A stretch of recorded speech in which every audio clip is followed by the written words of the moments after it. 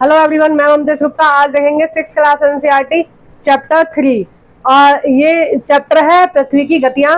तो पृथ्वी किस तरह से गति करती है वो उसके बारे में इस चैप्टर में बताया गया है। तो देखते हैं आज हम पृथ्वी जो करती है वो दो प्रकार की गतियां करती है। एक तो घूर्णन गति करती है, एक परिभ्रमण गति करती है। तो सबसे पहले हम देख लेते हैं घूर्णन गति। घूर्णन गति क्या होती है? अपने अक्ष पर, जब पृथ्वी अपने ही अक्ष पर घूमती है तो उस गति को हम क्या बोलते हैं? घूर्णन गति बोलते हैं। जो पृथ्वी है वो दो टाइप से घूमती है। पहले वो अपने ही अक्ष पे ऐसे ऐसे घूमती रहती है, जो वो 24 घंटे में पूरी करती है। वो वाली दूरी कितने घंटे में पूरी करती है? 24 घंटे में, ठीक है। लेकिन एक दूसरी गति होती है, उसको हम परिक्रमण गति बोलते हैं। मान लीजिए ये सूर्य है और ये पृथ्वी है, तो पृथ्वी क्या है? इसका ऐसे चक्कर लगाती है। इसको क्या बोलते हैं? परिभ्रमण या परिक्रमण, ठीक है, इसको बोलते हैं। जब पृथ्वी ऐसे ऐसे चक्कर लगाती है, लेकिन जो पृथ्वी है वो अपने अक्ष पर ऐसे ऐसे भी घूमती है, ठीक है, ऐसे भी घूमती है, इस तरह से भी घूमती है। जब वो इस तरह से घूमती है, तो जब वो अपने अक्ष पर इस तरह से घूमती है उसको बोलते हैं घूर्णन गति। और जब पृथ्वी सूर्य का चक्कर लगाती है तो उसको बोलते हैं परिभ्रमण गति। और ये दोनों ही गतियां पृथ्वी एक साथ ही करती है, ठीक है। वो घूम भी रही है और सूर्य का भी चक्कर लगा रही है। वो ऐसे ऐसे घूम रही है अपने आप में, और सूर्य का ऐसे ऐसे चक्कर लगा रही है, घूम रही है और चक्कर लगा रही है। अब देखिए, जो घूर्णन गति है वो पृथ्वी 24 घंटे में पूरा कर लेती है, ठीक है। आप अपने ही अक्ष पर एक चक्कर लगाने में पृथ्वी कितने टाइम लेती है? 24 घंटे का टाइम लेती है। और इसे हम पृथ्वी की क्या बोलते हैं? दैनिक गति कहते हैं।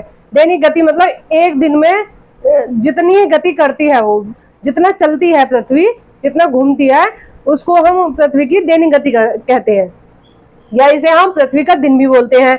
इस गति के कारण ही क्या होता है? दिन रात होते हैं। अब देखिए, ये सूर्य है और ये पृथ्वी है, वो ऐसे ऐसे करके घूम रही है, ठीक है। अब पृथ्वी का जो भी हिस्सा सूर्य के सामने आएगा वहां होगा दिन, और जो हिस्सा सूर्य से जो पीछे होगा वो होगा रात।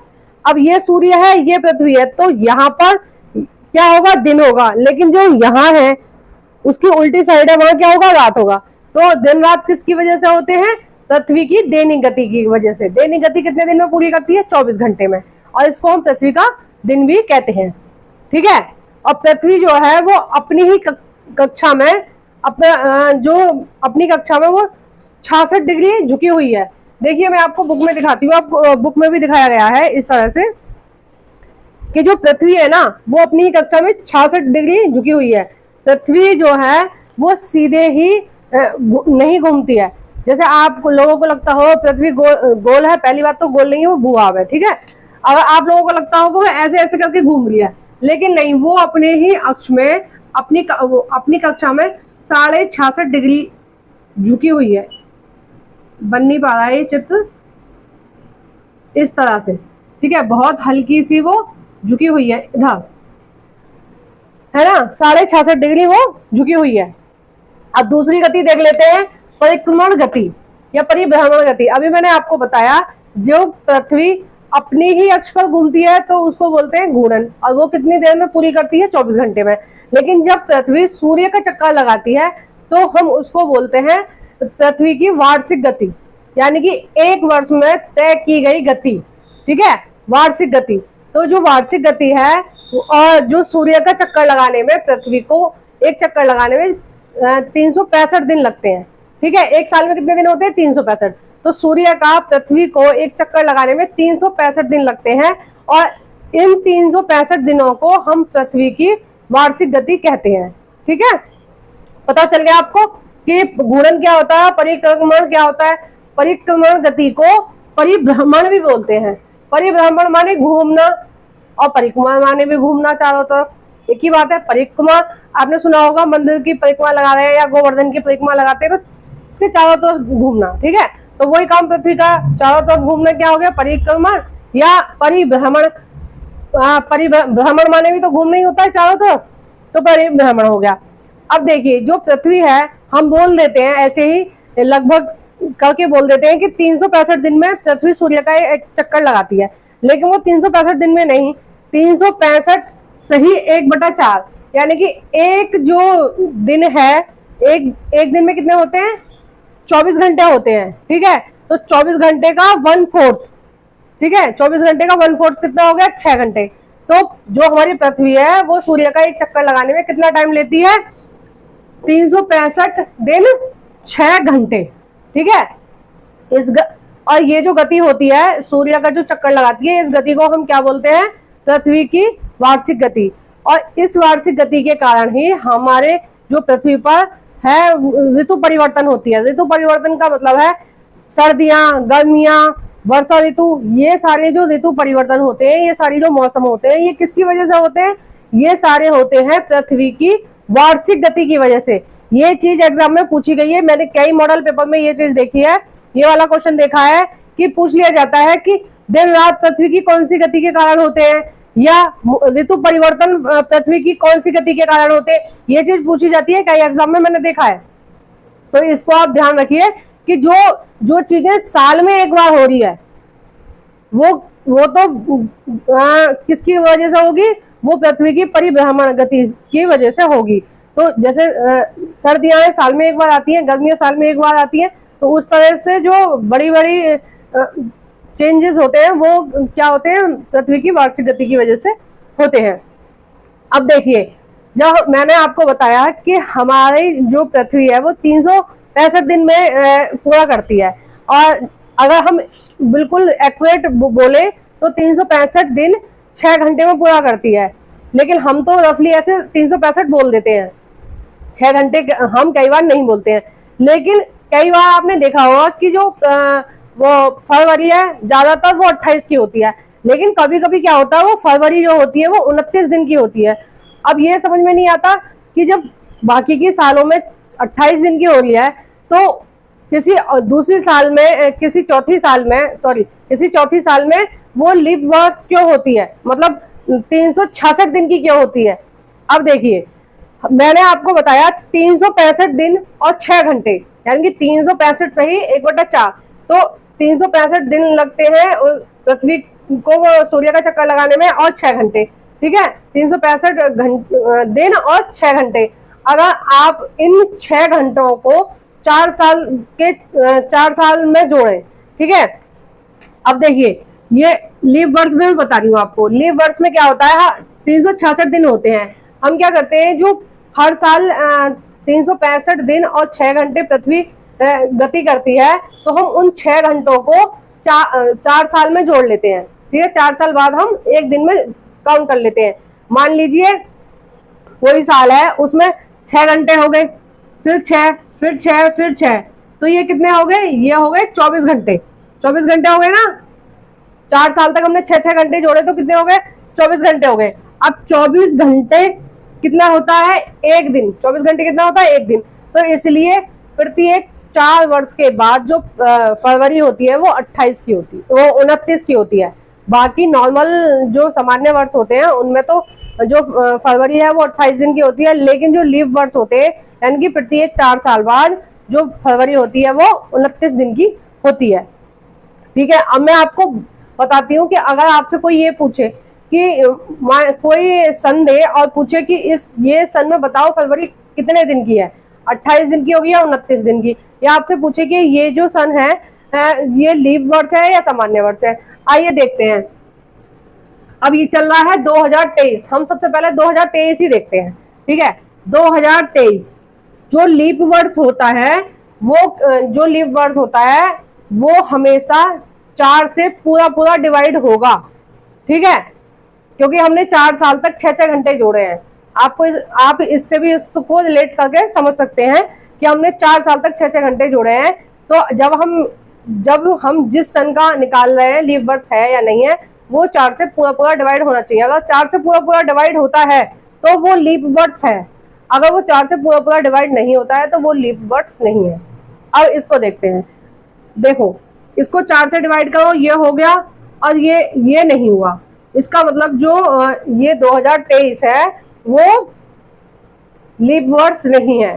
ठीक है, वो क्या है, एक सामान्य वर्ष है। अब देखते हैं 2024, जो 2024 है, 2024।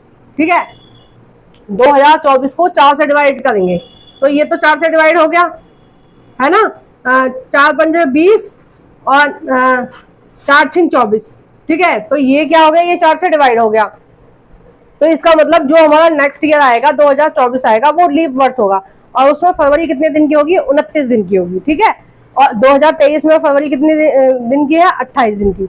अब आपके जो इसमें बुक में एक दे रखा है, एक और पॉइंट दे रखा है, प्रदीप्ति व्रत। हम उसको समझ लेते हैं कि प्रदीप्ति व्रत क्या होता है। इसको थोड़ा सा मैं रब कर देती हूँ ताकि समझने में आसानी रहेगी आपको।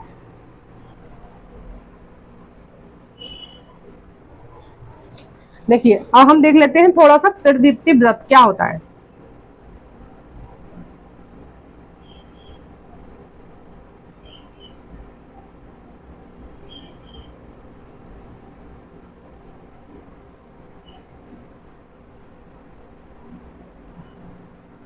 प्रदीप्ति व्रत मैंने आपको बताया कि मान लीजिए ये जो है ये सूर्य है और ये पृथ्वी है, ठीक है। तो दोनों गोल है, सूर्य भी गोल है, पृथ्वी भी गोल है ना। तो जो अब ये मान लीजिए ये गोल है और ये ऐसे ऐसे करके घूम रहा है, ऐसे ऐसे करके घूम रही है, ठीक है। ऐसे चारों तरफ रोटेट हो रही है, ऐसे करके ऐसे घूम रही है। तो जब ये ऐसे करके ऐसे घूम रही है तो जो पृथ्वी है उसके एक ही फेस पर होगी ना दिन, और दूसरे फेस पे क्या होगा, रात होगी, ठीक है ना। यानी कि जो आधी पृथ्वी है उस पर दिन दिखाई देगा, और जो सूर्य के सामने नहीं है, जो जिससे सूर्य के वो परछाया आ रहा है ना, जो सूर्य के सामने है उसमें तो होगा दिन, और लेकिन जो पीछे है उसमें क्या होगा, रात होगी। अब देखिए, मान लीजिए ये जो है ये सूर्य है, ठीक है, ये सूर्य है और सूर्य का प्रकाश फैल रहा है। और मान लीजिए ये है पृथ्वी, ये है पृथ्वी, ठीक है। और ये अपनी कक्षा में कितने 66 डिग्री पर झुकी हुई है ना।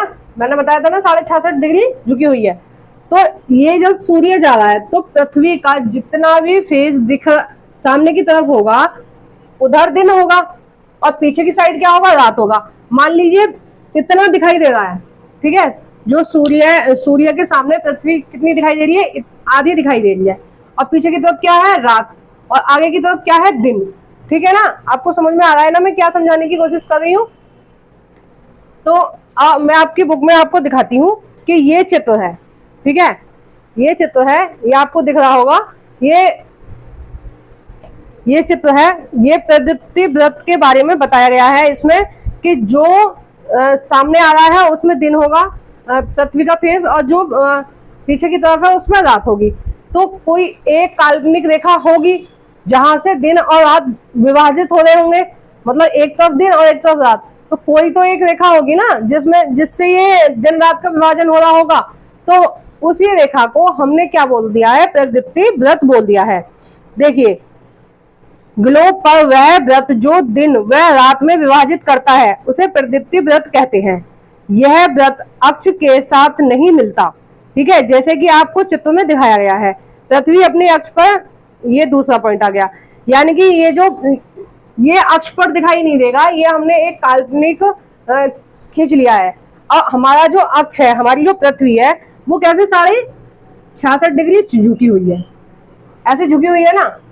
अब मैं आपको दोबारा बताने की कोशिश करती हूँ कि ये हमारी पृथ्वी है, ये जो हमारी पृथ्वी है ये ऐसे थोड़ी सी झुकी हुई है 66.5 डिग्री, ठीक है।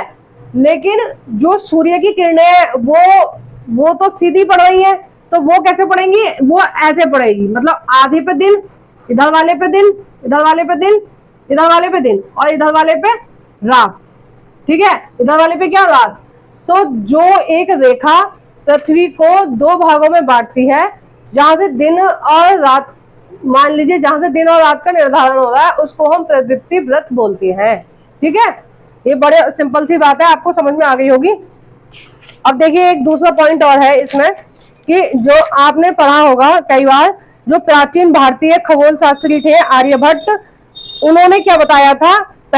हमें ऐसे लगता है जैसे हम आकाश में देखते हैं कभी भी, तो हमें क्या लगता है कि ये जो सूर्य है ये पूर्व से निकलता है और पश्चिम में जाके छिप जाता है, ठीक है।